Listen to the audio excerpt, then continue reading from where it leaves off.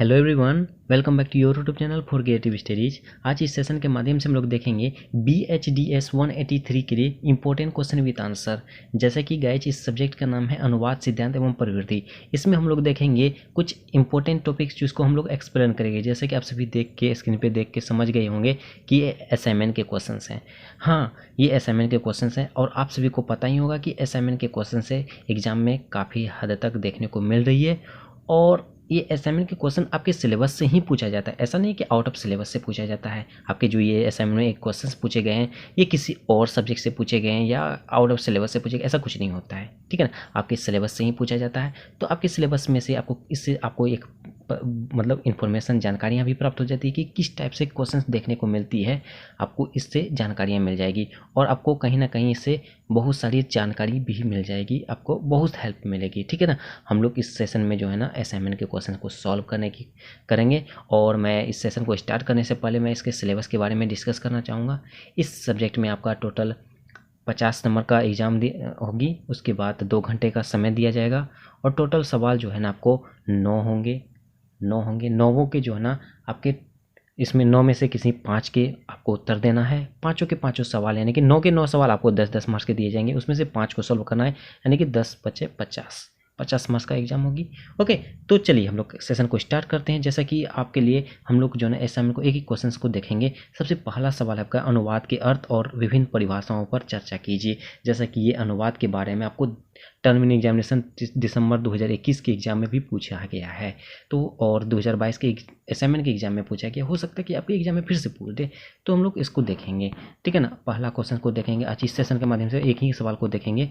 Okay, देखिए इसमें क्या कहता है। देखिए अनुवाद के अर्थ और विभिन्न परिभाषाओं पर विचार कीजिए। इसमें क्या कहता है, अनुवाद शब्द जो है अनु, उपसर्ग तथा वाद शब्द में संयोग से बना है। यानी कि अनुवाद के बारे में बताया जा रहा है कि अनु जो है उपसर्ग तथा वाद जो है, वाद शब्द का प्रयोग संयोग से बना हुआ है। यहाँ अनु प्लस वाद बराबर अनुवाद। यहाँ जो अनु है, अनु एक उपसर्ग है जिसका अर्थ होता है कि वो पीछे या अनुगमन करना, यानी कि वो होता है ना पीछे होना या अनुगमन होना, ये अनु का अर्थ है उपसर्ग में। उसके बाद आपका कहता है वाद जो है, वाद शब्द का संबंध जो है वद यानी धातु से है, जिसका शाब्दिक अर्थ होता है कहना या बोलना। यानी कि कोई व्यक्ति अगर कहा या बोला तो उसके अनुवाद को, उसके पीछे जो है जो बातें होंगी, जो अर्थ होगी, उसको अनुवाद कहा जाता है। इस प्रकार अनुवाद शब्द का शाब्दिक अर्थ होता है होगा, यानी कि कहने या बोलने के बाद बोलना। यानी कि आपको मैं जैसे कि अभी ये टॉपिक में पढ़ दूंगा, ठीक है ना, पढ़ तो दूंगा, अभी पढ़ लोगे, लेकिन इसके पीछे क्या अर्थ है, क्या इसमें कहना क्या चाह रहा है, आपको समझने में दिक्कत होगी। और मैं ना बोलूं तो आपको दिक्कत होगी। यही कहा जा रहा है कि मैंने जो बोला और उसके बाद इसका जो उच्चारण मैंने किया, इसका अर्थ वही अनुवाद हुआ, इसका अनुवाद मैंने करके बताया आपको। ओके, उसके बाद यह तो आप जानते ही होंगे कि हमारे देश में गुरुकुलों की शिक्षा दी जाती थी, यानी कि पहले जो होती थी गुरुकुल के द्वारा शिक्षा दी जाती थी। उसके बाद कहा जाता है प्रायः गुरु या आचार्य लोग जो कुछ बोलते या मंत्रों का उच्चारण करते थे, शिष्य लोग गुरु के उन कथनों के पीछे नहीं बातों को दोहराते, उन्हीं बातों को दोहराते थे। यानी कि होता है ना, आप मूवी सब में देखे होंगे, अभी तो वर्तमान समय में ऐसा बहुत कम ही देखने को मिल रही है। और गुरुकुलों में जब कोई कथन कहते थे, कुछ बोलते थे, तो उसमें जो शिष्य होते थे, जो छात्र होते, जो स्टूडेंट्स होते थे, जो विद्यार्थी होते थे, वो उसके साथ साथ जो गुरु के साथ साथ जो उन बातों को दोहराते थे, उन्हीं बातों को बोलते थे। जैसे कि भारत माता की जय, ये गुरु बोला तो स्टूडेंट भी बोलते थे भारत माता की जय। ओके, उसके बाद इसी को अनुवचन या अनुवादन कहा जाता है। ओके, पाणिनि ने अपनी अष्टाध्यायी में अनुवाद शब्द का प्रयोग किया, किसी ज्ञात बात को कहने में संदर्भ में किया है। यानी कि पाणिनि जो है एक लेखक थे जो अपने एक पुस्तक में यानी कि अष्टाध्यायी में उन्होंने इस बातों को जिक्र किया है कि अनुवाद शब्द का प्रयोग के ज्ञात बात को करने में संदर्भ में किया जाता है। जैसे कि वो अनुवादे चनानाम, यानी कि आप पाणिनि जो अपने पुस्तक में लिखा है अनुवादे चनानाम, यानी कि अनुवाद के बारे में कहा गया है। उसे इसी तरह भृतहरि ने भी अनुवाद शब्द का प्रयोग दोहराने या पुनर्कथन के अर्थ में ही किया है। यानी कि पुनर्गठन के, यानी कि आपको बात को दोहराने हो, आपके बात को दोबारा कहना हो, पुनर्गठन हो, उसके बारे में इन्होंने भर्तृहरि ने भी कहा है कि आवृत्ति अनुवादो वा। उसके बाद होता है जैमिनीय न्यायवाला ने भी अनुवाद के स्रोत के बारे में कहा जाता है, उसके ज्ञान का पुनर्गठन ही माना गया है। उसने लिखा है कि जातस्य कवन मनुवाद कवन मनुवाद, यानी कि देखिए फिर से मैं बोल रहा हूँ, पाणिनि जो लिख रहा था अपना अष्टाध्यायी में, उन्होंने लिखा था अनुवादे चरणानाम। उसके बाद इसी तरह से जो है उन्होंने एक दूसरा थे भर्तृहरि, उन्होंने अपनी पुस्तक में लिखा क्या, आवर्तिनोवादो वा आवर्तिनोवादो वा। उसके बाद अगला है आपका, अगला जिनका नाम था जेमिनीय न्यायमाला, उन्होंने अपनी पुस्तकों में लिखा है अनुवाद के ज्ञात के बारे में कि जात से कवनम अनुवाद, ठीक है ना।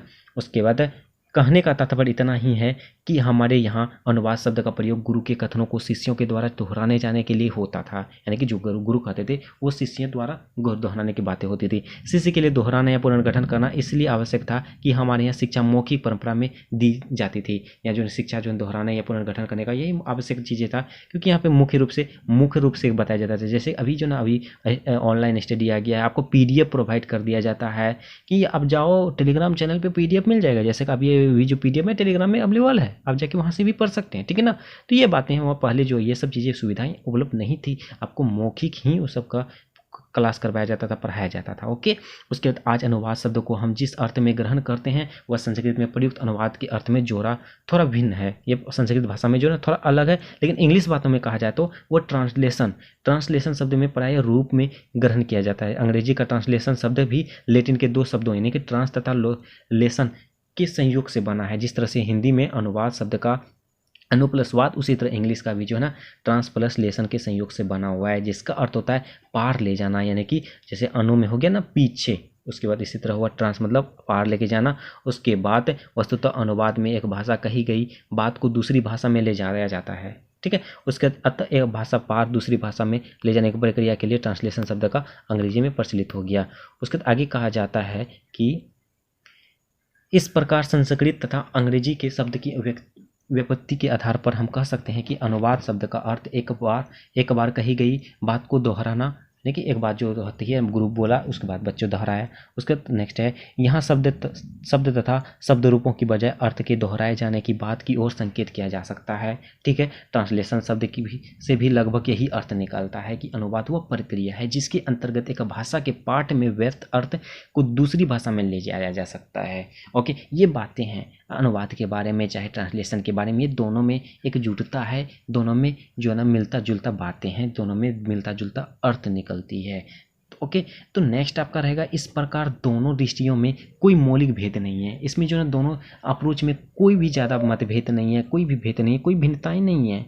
एक अर्थ को दोहराने की बात कही गई, दूसरी में अर्थ को एक भाषा से उठाकर दूसरी भाषा में ले जाने की बात कही गई है। एक में कहा कि इसको अर्थ को दोहराओ जैसे शिष्य और गुरु, उसके बाद उसी बातों को दूसरी जो ट्रांसलेट में कि इसी बात अर्थ को एक भाषा से उठाकर दूसरी भाषा में ले जाने की बात कही है। हिंदी को संस्कृत में, संस्कृत को इंग्लिश में, ये सभी चीज़ें बातें हैं। ओके, उसके बाद अनुवाद का अर्थ आज के संदर्भ में यदि हम अनुवाद को देखें तो यह कह सकते हैं कि अनुवाद वह प्रक्रिया है जिसके द्वारा हम एक भाषा में व्यक्ति विचारों को दूसरी भाषा में व्यक्त करते हैं, ठीक है। उसको जिस भाषा से अनुवाद किया जाता है उसे स्रोत भाषा तथा जिस भाषा में अनुवाद किया जाता है उसे लक्ष्य भाषा कहते हैं। यानी कि जिस भाषा को हम लोग यानी कि स्रोत के माध्यम से कहा जाता है, जिस अनुवाद का हम लोग अनुवाद किया करते हैं उसको स्रोत भाषा, ठीक है। और जिस भाषा को हम लोग अनुवाद किया जाता है उसे लक्ष्य भाषा के रूप में जानते हैं।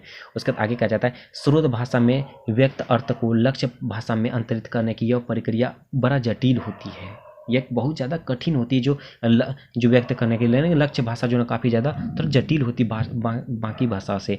इसका प्रमुख कारण यह है कि प्रत्येक भाषा की संरचना अपनी विशिष्ट होती है। ये जो है ना इसकी प्रत्येक प्रमुख कारण यही होता है कि जो ना एक करके भाषा जो भी है इसका प्रत्येक भाषा जो है ना काफ़ी ज़्यादा विशिष्ट होती है, विशाल होती है। उसका सामाजिक सांस्कृतिक परिवेश व मान्यताएं विशिष्ट होती है। इसकी सामाजिक हो गया, सांस्कृतिक हो गया, वो परिवेश हो गया, वो नियम हो गया, वो मान्यताएं हो गई, वो व्यवहार हो गए, ये विशिष्ट होती है। जीवन और जगत को देखने की दृष्टि विशेष होती है। ओके, हर भाषा एक ही भौतिक सत्य को अपने अपने ढंग से भाषा में व्यक्त प्रदान करती है, ठीक है। अतः अनुवाद एक भाषा में व्यक्त अर्थ को दूसरी भाषा में व्यक्त करना इतना आसान नहीं होता। ओके, उदाहरण के लिए हिंदी में निम्नलिखित वाक्य पर ध्यान दीजिए। और गाइस जो बैक से अगर डॉग का आवाज़ आ रही हो तो उसको इग्नोर करेंगे। देखिए मैं टाइम में दिखा दे रहा हूँ, अभी जो है ना 1:09 मतलब रात के नाइट में 1 बजे मैं रिकॉर्ड कर रहा हूँ, फिर भी कुत्ता शांत नहीं है तो उसको इग्नोर कीजिएगा, ठीक है ना। आप मेरी बातों को ध्यानपूर्वक सुने। अभी मैं 1 बजे रात में मैं इसको रिकॉर्ड कर रहा हूँ, क्लास रिकॉर्ड बना रहा हूँ, ओके ना। तो आप सभी थोड़ा सा प्लीज़ हमारे जो है ना हमें सपोर्ट करें, क्योंकि बाकी चीज़ों को आप इग्नोर करें, ओके ना। चलिए देखिए, फर्स्ट में आपका एग्जाम्पल के माध्यम से जो है, आज हमारे यहाँ मेहमान आए, आज हमारे यहाँ मेहमान आ गए, आज हमारे यहाँ मेहमान आ धमके, आज हमारे यहाँ मेहमान आ मरे। यानी कि इस वाक्य में जो कौन सा चीज़ें हैं इसके बारे में एक एक करके बताया जा रहा है। देखिए इसमें देखिए एक ही बातें को लगभग घुमा फिरा के बताया गया, इसका अर्थ एक ही है, लेकिन थोड़ा सा जो बोलता है ना अटपटा गए, मेरे घर मेहमान आ गए, आज हमारे यहाँ मेहमान आ गए, ये बातें हैं। उसके बाद देखिए आगे कहता है, हिंदी के इन सभी वाक्यों में यद्यपि मुख्य अर्थ तो एक ही है, इसका सभी चीज़ों का अर्थ एक ही है कि मेरे यहाँ मेहमान आए हुए हैं, ठीक है। लेकिन ये कहने का अर्थ देखो कहाँ किस तरह से कहा गया है, लेकिन फिर भी सभी वाक्यों में अर्थ के स्तर पर सूक्ष्म अंतर भी है, ठीक है। अंतर है ना, धमकी कहीं आ गए तो आ मरे, कहीं तो आ गए तो आए, ये सभी चीज़ें हैं। उसके बाद तो वाक्य 3 में देखिए आप, वक्ता की मेहमानी के आने के प्रति अनिच्छा व्यक्त हो रही है। यानी कि ये जो धमके मतलब कि होता ना, अरे आ धमके मतलब कहीं ना कहीं आपके जो मन में खोट है, आपका कहीं ना कहीं अगर मेहमान आए आपके यहाँ तो आपको कहीं ना कहीं दिक्कत है मेहमानों से, तो ये बातें हैं, ठीक है ना। अनिच्छा आपको इच्छा नहीं है कि वो आए। उसके बाद आगे है वाक्य 4 में कहा जाता है, चौथा में कहा जाता है, अनिच्छा अपनी चरम सीमा पर जा चुकी है। ये जो है आ मरे यहाँ घर में खाना पीना है ये नहीं है, मेरे यहाँ आ जाता है, ठीक है। तो ये बातें हैं जो अनिच्छा चरम सीमा पर वो काफ़ी ज़्यादा पार कर जाते हैं, ये बातें हैं। यदि हम अंग्रेजी में इन वाक्यों का अनुवाद करें तो सभी वाक्यों का एक ही अनुवाद होगा, guest come to us today, guest come to us today. यानी कि ये बातें हैं, हिंदी में जो है इसका कहने का अर्थ एक होगा, लेकिन उसको अनेकों तरीके से कह सकते हैं, ठीक है ना। तो जैसे आपका समोसा सिंघाड़ा दोनों एक ही हैं, लेकिन कहता है अलग अलग से हैं, ठीक है ना। उसी तरह इसमें कहा जाता है इंग्लिश में कि एक ही होता है, जैसे guest come to us today, okay. क्योंकि अंग्रेजी में संयुक्त क्रियाओं का प्रयोग नहीं होता है और हिंदी में संयुक्त क्रियाओं के माध्यम से जो सूक्ष्म अर्थ की विविधता पाई है उसका अंग्रेजी में सीधे अनुवाद कर पाना कठिन नहीं असंभव है। इसका सीधे अनुवाद करना काफ़ी ज़्यादा मतलब कठिन तो है ही, उसके साथ साथ असंभव भी है। व्यजित अर्थ के लिए हमें अनुवाद करते समय लक्ष्य भाषा में कुछ जोड़ना पड़ा। स्रोत भाषा की अभिव्यक्तियों के लक्ष्य में समूलते अभिव्यक्तियों को जोड़ना कठिन कार्य है। अनुवादक लक्ष्य और स्रोत भाषा के बीच एक ऐसे सेतु का निर्माण करता है जिससे दोनों के बीच तालमेल स्थापित हो सके। यानी कि ये बातें जो है लक्ष्य भाषा हो गया, स्रोत भाषा हुआ, इन दोनों के बीच जो है ना तालमेल के लिए बातें कही जा रही है। उसके स्रोत भाषा पाठ तथा लक्ष्य भाषा पाठ के बीच इस सेतु का कार्य करता है अनुवाद, ओके। उसके बाद कहता है अनुवादक व द्विभाषक होना एक अनिवार्य शर्त होती है, अर्थात अनुवादक से यह अपेक्षा की जाती है कि उनका दोनों भाषाओं यानी कि स्रोत भाषा और लक्ष्य भाषा पर मातृभाषा के समान अधिकार होनी चाहिए। जिसका स्रोत भाषा है और उसके बाद लक्ष्य भाषा है, जो वहाँ की मातृभाषा है, जैसे कि आप वहाँ की जगह जगह के हर एक देश की अलग अलग मातृभाषा हैं। इंग्लैंड में आप जाके बोलोगे हिंदी में तो वो थोड़ा अटपटा लगेगा, उसको समझ में आएगा ही नहीं, अक्षो माक्षो करेगा। आप वहाँ जाके बोलोगे भैया खाना खाए, वो बोलेगा अक्षो अक्षो अक्षो, मैंने एक एग्जांपल बोला है, ऐसा नहीं बोला जाता, लेकिन ठीक है, ओके। तो ये बातें हैं, ओके। उसके बाद है इसके अलावा अनुवादक को मूल्य भाषा पाठ के विषय की भाई अच्छा ज्ञान होना चाहिए। विषय की पर्याप्त जानकारी के अभाव में भी प्रायः अनुवाद स्तरीय नहीं हो पाता। यानी ऐसे बहुत सारी चीज़ें हैं, ऐसे बहुत सारी शब्द हैं जिसको हम लोग जो ना सही तरीके से नहीं समझ पाते। बहुत सारे ऐसे, जैसे मान के चलो मैंने बहुत सारे ऐसे क्लास करवाए हैं जो हिस्ट्री के सब्जेक्ट में ज्योग्राफी को रिलेट किया है। उसके बाद जो ना कई तो ऐसे हुआ कि मतलब कि हिस्ट्री में कंप्यूटर वाला ऐसे होता है ना, रिलेट करके एक दूसरे को रिलेट करके उसी तरह बातें कही जा रही। आपको अनेक प्रकार की विषयों की जानकारी होनी चाहिए ताकि आप अर्थ सही तरीके से निकाल पाओ। अब देखो कि कही मेरे यहाँ डॉक्टर आए, डॉक्टर एक इंग्लिश शब्द है, ठीक है ना, आप जानते हो इंग्लिश शब्द है, और मेरे यहाँ एक हिंदी शब्द है। तो ये सभी जो ना जैसे इसमें हिंदी और इंग्लिश दोनों विषय आ गए, तो उसको जानकार अगर रहेंगे तो आपको उसका अर्थ निकालने में ज़्यादा डिफिकल्ट नहीं होगी, ज़्यादा कठिनाइयाँ नहीं होगी, ओके। तो ये बातें कही जा रही है। जैसे उदाहरण के माध्यम से कोई व्यक्ति भौतिक विज्ञान के पाठ का अनुवाद कर रहा है तो उसे भौतिक विज्ञान का विषय ज्ञान बिल्कुल नहीं है, तो दोनों भाषाओं का उचित ज्ञान होने का यह आज तक अनुवाद नहीं कर सकता है। उसके बाद आगे कहा जाता है अनुवाद के स्वरूप को समझने के लिए अनुवाद का परिभाषा विशेष रूप से सहायक है। अनुवाद की बहुपेक्षिता को देखते हुए अनुवाद की परिभाषा विभिन्न दृष्टिकोणों से प्रस्तुत की गई है। मुख्य दृष्टिकोण 3 प्रकार के होते हैं। इसके बारे में जो अप्रोच है वो 3 भागों में बांटा गया है। एक तो अनुवाद एक प्रक्रिया है, अनुवाद जो है एक प्रक्रिया है। दूसरा, अनुवाद एक प्रक्रिया अथवा और उसका परिणाम भी है। और तीसरा, जो अनुवाद एक संबंध का नाम है। ठीक है, और आगे कहा जा रहा है, देखिए आगे है इसमें, मूल भाषा के संदेश के सममूल्य संदेश को लक्ष्य भाषा के प्रस्तुत करने की क्रिया को अनुवाद कहते हैं। ठीक है, संदेशों की यह मूल्य समता पहले अर्थ और फिर शैली की दृष्टि से तथा निकटता का एवं स्वाभाविक होती है। ओके, ये बातें यानी कि अनुवाद के बारे में कहा जा रहा है कि अनुवाद वह प्रक्रिया है, मूल भाषा के संदेश में अनुवाद क्या है। उसके बाद जैसे सेकंड पॉइंट में आप देखिए, अनुवाद वह प्रक्रिया है जिसके द्वारा सार्थक अनुभव यानी कि अर्थपूर्ण संदेश या देश का अर्थ एक भाषा समुदाय के दूसरे भाषा समुदाय को संप्रवित किया जाता है। उसके बाद आगे अगला है, एक भाषा को पाठ्य सामग्री तो दूसरे भाषा की समार्थक पाठ्य सामग्री द्वारा प्रस्तावित करना अनुवाद कहलाता है। यानी ये सभी चीज़ें एक ही हैं, बस देखो किस तरह से घुमाया जा रहा है। ठीक है ना, आपको जैसे भी बताया ना, मेरे यहाँ घर मेहमान आ गए, मेरे यहाँ मरे, मेरे यहाँ मेहमान आके धमके, ये बातें हैं। उसी तरह अनुवाद के बारे में कही जा रही है कि अनुवाद एक शिल्प है जिसमें एक भाषा में लिखित संदेश के स्थान पर दूसरी भाषा के उसी संदेश को प्रस्तुत करने का प्रयत्न किया जाता है। उसके बाद एक भाषा या भाषावेद से दूसरी भाषा या भाषावेद प्रतिभा के स्थापित करने की प्रक्रिया का अनुवाद करते हैं। तो ये बातें अनुवाद के बारे में कही जा रही है। ठीक है ना, सभी तेजस्वी निरंजना के अनुसार, लॉरेंस वेस्टने के अनुसार, अलग अलग विद्वानों के द्वारा अनुवाद क्या है उसके बारे में कही जा रही है। तो ये बातें हैं। ठीक है ना, अनुवाद आप क्या होता है, अनुवाद को बेहतरीन तरीके से आप समझ गए होंगे, आई होप की। ठीक है ना, तो 1 नंबर क्वेश्चन हम लोग एक्सप्लेन कर चुके हैं। ओके, उसके बाद नेक्स्ट क्वेश्चन हम लोग नेक्स्ट सेशन में हम लोग कंप्लीट करेंगे। ओके ना, तो आज के सेशन में बस इतना ही रहने देंगे। ओके ना, चलिए, तो जैसे कि मैंने बताया था, एक क्वेश्चन को हम लोग एक सेशन में कंप्लीट करेंगे और ये लॉन्ग क्वेश्चन भी था, तो हमको एक एक लेके चल रहे हैं। ओके ना, तो बस आप सभी से एक गुजारिश है, जो भी इस चैनल में पहली बार आए हुए हैं तो प्लीज़ चैनल को सब्सक्राइब कर लेना, बेल आइकन को जरूर हिट कीजिएगा ताकि जैसे ही नेक्स्ट सेशन अपलोड हो आपको नोटिफिकेशन प्राप्त हो जाए। उसके तहत वीडियो पसंद है तो लाइक कीजिएगा, कमेंट में जो भी डाउट पूछिएगा और अपने दोस्तों को शेयर कीजिए। चलिए मिलते हैं नेक्स्ट सेशन में, तब तक के लिए थैंक यू।